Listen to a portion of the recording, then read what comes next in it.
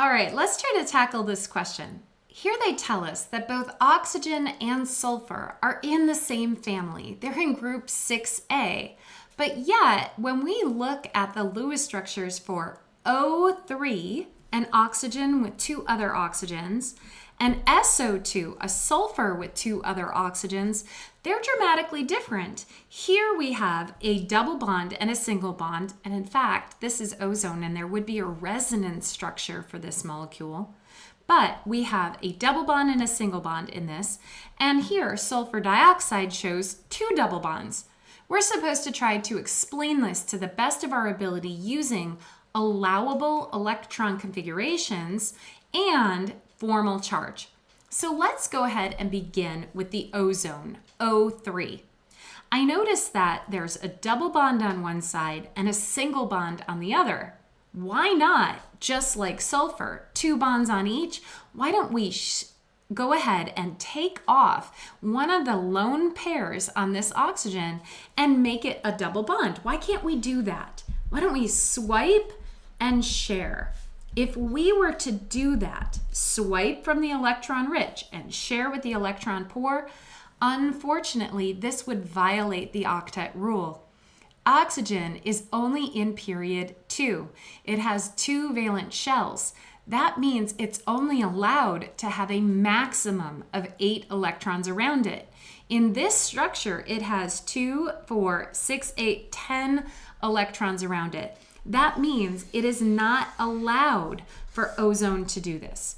However, sulfur is allowed to do this. Because sulfur is in row 3, period 3 here, it can expand its octets. It can hold more than 8 valence electrons because of those additional d orbitals. So it's okay for sulfur to have 2 double bonds on each side. So we now know why this one does not have a double bond, and here we have 2 double bonds.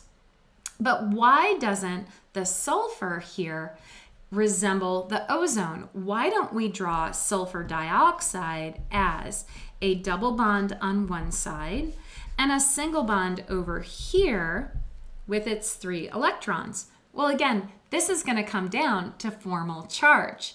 If we look at both of these 2 molecules, let's go ahead and calculate the formal charges for each of those atoms. And I'm going to go ahead and start off with the oxygen here. Oxygen should have 6 valence electrons. Right now, surrounding each of those oxygens, they resemble one another. There's 1, 2, 3, 4, 5, 6. 6 minus 6, well, that's looking pretty good. This oxygen is sitting at 0 formal charge, so is this one. This one is going to be the same as well. A double bond and 2 lone pairs, a double bond and 2 lone pairs makes that a 0 formal charge. Now let's look at our sulfur. The top sulfur. Sulfur is supposed to have 6 valence electrons, just like oxygen. They're in the same family. Here, sulfur has 1, 2, 3, 4, 5, 6 surrounding it. 6 minus 6, 0. That is looking awesome. Low formal charges make particularly stable molecules and good structures. So that is a good arrangement of formal charges. What about this sulfur? Sulfur on the bottom possibility is 6 valence electrons minus 1, 2, 3, 4, 5. 6 minus 5 is a plus 1 formal charge for this sulfur. And on our bottom oxygen, we have 2, 4, 6. We're supposed to have 6 valence electrons, but we have 2, 4, 6, and half of that bond, 7. 6 minus 7 is a negative 1 formal charge. So which one of those structures is better? The top structure. So we can explain the difference between ozone and sulfur dioxide in the following way. Sulfur dioxide consists of a molecule that has 2 double bonds. Oxygen is not allowed to do this.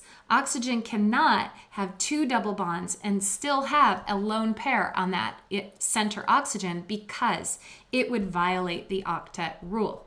So we know why ozone, O3, does not resemble SO2.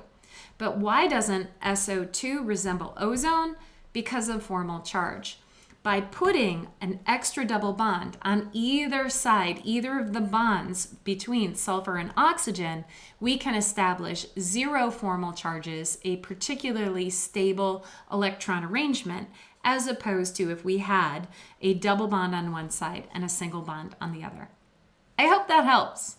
Take care.